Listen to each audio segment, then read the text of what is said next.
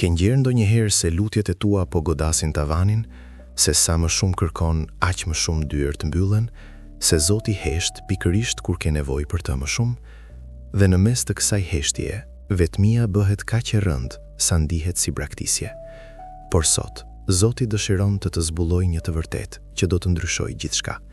Heshtja e tij nuk është mungesë, është dhoma e operacionit ku ai po punon me precizion hyjnor pikërisht në gjërat që ti nuk ishe. Qëndro, sepse ajo që do të zbulosh sot do të kthejë vetminë tënde në vendin e shenjtë ku Zoti po të transformon. Ka një lloj vetmie që është më e vështirë se të gjitha të tjerat, vetmia shpirtërore. Jo vetmia e të qenit fizikisht i vetëm, por vetmia e ndjerjes se je i vetëm edhe kur je i rrethuar nga njerëz. Vetmia e ndjerjes se askush nuk të kupton vërtet. Vetmia e të mbajturit brenda diçkaje kaq të rëndë sa nuk gjen fjalë për ta shprehur. Vetmia e të priturit për një përgjigje nga Zoti dhe të dëgjuarit vetëm heshtje. Vetmia nuk zgjohet me shoqëri, nuk shërohet me argëtim, nuk largohet me punë apo me aktivitete, sepse është një plagë e brendshme dhe e thellë në atë pjesë të shpirtit ku vetëm Zoti mund të arrijë. Nëse kjo të përshkruan sot, nëse ndihesh i vetëm në mënyrën më të thellë dhe më të dhimbshme të mundshme, dije se nuk je i vetëm në këtë ndjenjë, dhe dije se Zoti të ka sjell pikërisht këtu sot, me një mesazh urgjent dhe personal, sepse ajo vetmi që ndjen, ajo heshtje e rëndë që të rrethon, nuk është shenjë se Zoti mungon, është shenjë se ai po punon në mënyrën e tij më të thellë dhe më të fuqishme, në heshtje, në fshehtësi dhe me precizion absolut hyjnor. Pyetja që çdo zemër e vetmuar bën në një moment është kjo: pse Zoti hesht pikërisht kur kam nevojë për të më shumë? Kjo pyetje nuk është më besim, është ndershmëria më e thellë e shpirtit njerëzor para Zotit dhe meriton një përgjigje të vërtetë. E vërteta e parë, heshtja e Zotit nuk është kurrë braktisje. Është gjuha e tij e re që ti nuk e ke mësuar ende. Ashtu si kirurgu që hesht gjatë operacionit më të rëndësishëm, jo sepse nuk i intereson pacienti, por sepse e gjithë vëmendja dhe forca e tij janë të përqendruara plotësisht në shpëtimin e tij. Zoti hesht kur është i fokusuar plotësisht në ndërhyrjen e tij hyjnore për ty. E vërteta e dytë, heshtja e Zotit shpesh vjen kur ai po të zhvendos nga një nivel besimi në një tjetër. Besimi i fëmijërisë shpirtërore ka nevojë për konfirmim të vazhdueshëm, por besimi i pjekurisë shpirtërore mëson të qëndrojë edhe në heshtje, jo sepse ka prova, por sepse ka njohur karakterin e Zotit. Dhe e vërteta e tretë, dhe ndoshta më e rëndësishmja, Zoti hesht sepse po të mëson të dëgjosh zërin e tij të brendshëm. Zhurmën e jashtme e largon, marrëdhëniet e sipërfaqshme i rrit, aktivitetet shpërqendruese i redukton, derisa mbetesh vetëm ti dhe ai. Dhe pikërisht në atë heshtje absolute, ai flet. Dua të tregoj për një mrekulli që ndodh çdo ditë në natyrë, edhe që Zoti e ka vendosur atje specifike si mesazh për ty. Kur një farë mbillet në tokë, ajo zhduket, fshihet, bëhet e padukshme. Nga sipërfaqja nuk sheh asgjë, nuk ka lëvizje, nuk ka shenjë jete, nuk ka konfirmim se diçka po ndodh. Vetëm tokë e zezë dhe heshtje. Por nën sipërfaqe, në atë errësirë të plotë dhe të heshtur, ndodh diçka e mrekullueshme dhe revolucionare. Fara po thyhet, po çelet, rrënjët po zbresin thellë, jeta po grumbullohet me forcë të pabesueshme. Dhe çdo ditë që kalon pa u parë nga sipërfaqja, është ditë kur rrënjët po thellohen edhe më shumë, kur forca po grumbullohet edhe më shumë, kur përgatitja po bëhet edhe më e plotë. Dhe kur koha vjen, kur momenti i Zotit mbërrin, fara shpon sipërfaqen jo me dobësi, por me fuqi të akumuluar nga të gjitha natyra nën tokë. E njëjta gjë po ndodh me ty tani.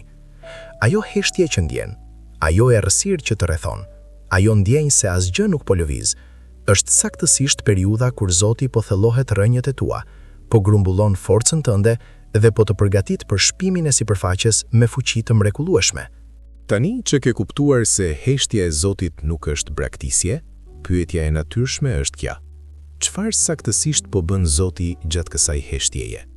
Çfarë po ndodh në dhomën e operacionit hyjnor ndërkohë që ti ndjehesh i vetëm dhe pa përgjigje? Gjëja e parë që Zoti po bën në heshtje është rindërtimi i themeleve të jetës sate. Ashtu si ndërtesa e madhe ka nevojë për themele të thella dhe të forta para se të ngrihet lart, Zoti po punon nën sipërfaqen e jetës sate, duke forcuar, drejtuar dhe thelluar themelet mbi të cilat do të ndërtojë gjithçka që ka premtuar. Kjo punë nuk shihet nga sipërfaqja, por është punë më e rëndësishme se çdo gjë e dukshme. Gjëja e dytë. Zoti po rregullon gjëra që ti nuk di se kanë nevojë për rregullim. Situata, njerëz, rrethana, mundësi, të gjitha po pozicionohen me precizion hyjnor për momentin e duhur. Si loja e shahut, ku çdo lëvizje e parë pa kuptimte është pjesë e strategjisë që zbulohet vetëm pas shumë lëvizjesh. Gjëja e tretë, Zoti po të mbron nga gjëra që nuk i sheh. Heshtja e tij shpesh është mbrojtja e tij, duke të mbajtur në vend të sigurt, ndërkohë që rreziqet të padukshme largohen nga rruga jote. Dhe gjëja e katërt, Zoti po të përgatit brendësisht për madhështinë e jashtme që po vjen. Karakteri, besimi, thellësia shpirtërore, të gjitha po formohen pikërisht gjatë kësaj periudhe të heshtur dhe të vetmuar. Ka një paradoks i bukur në zemër të mesazhit të sotëm. Vetmia që ndjen nuk është pengesë për takimin me Zotin. Është vendi i tij, është dhome e shenjtë ku Zoti ka zgjedhur të takojë. Nëse shohësh nëpër historinë e besimit, çdo takim i madh me Zotin ka ndodhur në vetmi. Mojsiu e takoi Zotin jo në pallat, por vetëm në shkretëtirë me një dëm të zjarrt. Elia e dëgjoi zërin e Zotit jo në erën e fortë, jo në termetin, jo në zjarrin, por në zërin e butë dhe të heshtur që vjen vetëm kur gjithçka tjetër hesht. Davidi i shkroi psalmet e tij më të thella jo në triumf, por në shpellat e vetmisë dhe të frikës. Jezusi vet, para çdo momenti të madh të shërbesës së tij, tërhiqej në vetmi dhe lutje. Vetmia nuk është dënim, është privilegj, është Zoti që të thotë: "Ke vëmendjen time të plot dhe të pandashme tani." Nuk ka zhurmë, nuk ka shpërqendrime, vetëm ti dhe unë. Dhe në atë hapësirë të heshtur dhe të vetmuar, nëse dëgjon me zemrën tënde dhe jo vetëm me veshët, do të dëgjosh zërin e tij duke folur gjërat më të thella dhe më të vërteta që ke dëgjuar ndonjëherë. Vetmia jote është ftesë hyjnore, jo për të duruar, por për të hyrë. Historia e besimit është e mbushur me njerëz që e takuan Zotin pikërisht në momentet e vetmisë dhe braktisjes më të thellë, dhe ato takime ndryshuan gjithçka. Mendoje Jakubin, vetëm në natë, larg familjes dhe të ardhmes së tij të pasigurt, duke luftuar me një të huaj në errësirë.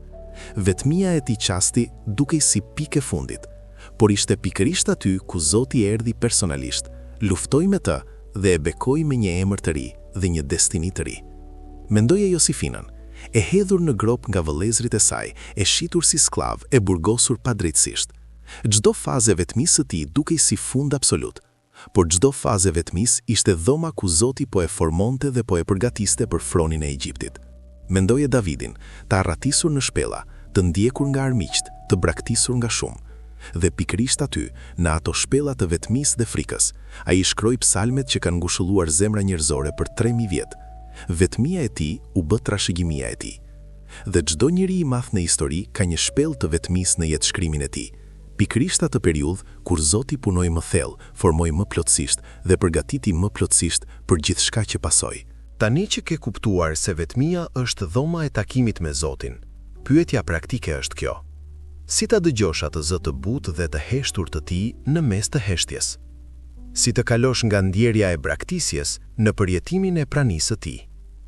Hapi i parë është të ndryshosh qëndrimin tënd ndaj heshtjes, nga rezistencë në pranim.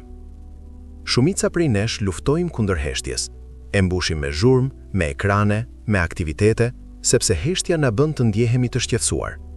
Por heshtja e Zotit është hapësirë e shenjtë, dhe hyrja në të fillon me pranimin e saj me qëllim. Hapi i dytë është lutja e ndershmërisë së plotë, jo lutja e fjalëve të bukura, por lutja e zemrës së zhveshur. Thuaj Zotit saktësisht çfarë ndjen. Ndjej se je larg, ndjej se nuk dëgjohem, ndjej vetmin, por zgjedh të besoj se je këtu. Kjo ndershmëri e thjesht hap kanalin e komunikimit hyjnor më shpejt se çdo formulë fetare. Hapi i tretë është të qëndrosh i qetë mjaftueshëm për të dëgjuar, jo me veshët, por me shpirtin.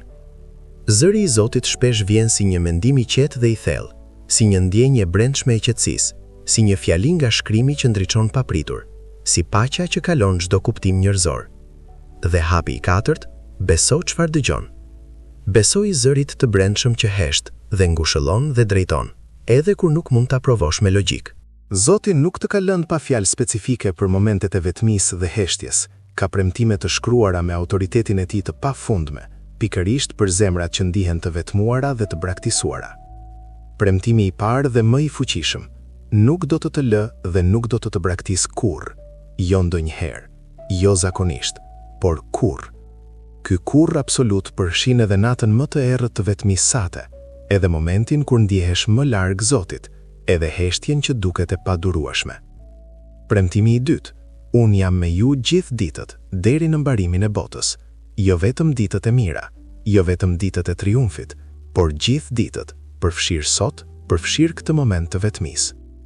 Premtimi i tretë, edhe nëse nëna harron fëmijën e saj, unë nuk do të ta harroj kurrë. Ja, të kam gdhendur në pëllëmbët e duarve të mia. Ti je i gdhendur në duart e Zotit, jo i shkruar me laps që fshihet, por i gdhendur, i përhershëm, i pashlyeshëm. Premtimi i katërt, Zoti është afër atyre që kanë zemrën e thyer, jo larg, jo i preokupuar me gjëra më të mëdha, por afër, saktësisht atje ku dhemb më shumë, saktësisht në mes të vetmisë më të thellë. Dhe premtimi i pestë, do të quaj me emrin tënd. Ti je imi, imja. Tani që ke kuptuar se vetmia jote është dhoma e shenjtë e takimit me Zotin dhe se heshtja e tij është aktiviteti i tij më intensiv, hapi i fundit praktik është ky. Si ta kthesh vetmin nga bar në fuqi? Si ta përdorësh këtë periudhë të heshtur dhe të vetmuar si trampolin drejt gjithë shkaje që Zoti ka planifikuar? Hapi i parë, rietiketoje periudhën tënde. Mos e quaj periudhë vetmisë, quaje periudhë e formimit hynor. Mos e quaj kohë e humbur, quaje kohë e investimit të thellë. Mos e quaj braktisje, quaje pranim e privilegjit të vëmendjes së plot të Zotit. Fjalët që përdorim për periudhat tona ndryshojnë mënyrën se si i përjetojmë dhe si i kalojmë ato. Hapi i dytë, përdore vetmin në mënyrë të qëllimshme. Lexo, medito, lutu, shkruaj, dëgjo. Kjo periudhë e heshtur është universiteti shpirtëror ku Zoti të mëson gjërat që nuk mund t'i mësosh me zhurmën e jetës normale rreth teje. Hapi i tretë, shpreh çfarë po mëson. Shkruaj në ditar eksperiencën e takimit me Zotin në vetmi. Këto shënime do të bëhen trashëgimia jote shpirtërore dhe ndoshta mesazhi që dikush tjetër do të ketë nevojë ta lexojë një ditë. Dhe hapi i katërt, del nga vetmia, duke mbajtur atë që ke gjetur brenda saj. Mos e lër pasi kthehet jeta normale. Mëso ta mbash qetësinë e thellë të takimit me Zotin, edhe kur bota rreth teje bëhet sërish e zhurmshme. Kemi udhëtuar së bashku nëpër një të vërtetë që shpresoj ka transformuar mënyrën se si sheh vetmin dhe heshtjen në jetën tënde. Ajo vetmi që ndjen, ajo heshtje e rëndë e Zotit, nuk është kurrë braktisje. Është dëshmia më e madhe e dashurisë dhe vëmendjes së tij të plot për ty. Ndërkohë që ti ndjesh i vetëm, Zoti po rindërton themelet e jetës sate. Po pozicionon rrethana dhe njerëz me precizion hynor, po të mbron nga rreziqe që nuk i sheh, po thellohet rrënjët e besimit tënd si fara nën tokë, po të fton në dhomën e shenjtë të takimit më të thellë me të, dhe po grumbullon në heshtje një forcë dhe një lavdi që do të shfaqet në kohën e tij të përsosur, me një fuqi kaq të madhe sa do të lërë pa fjalë të gjithë ata që kanë parë vetëm heshtjen dhe vetminë e jashtme.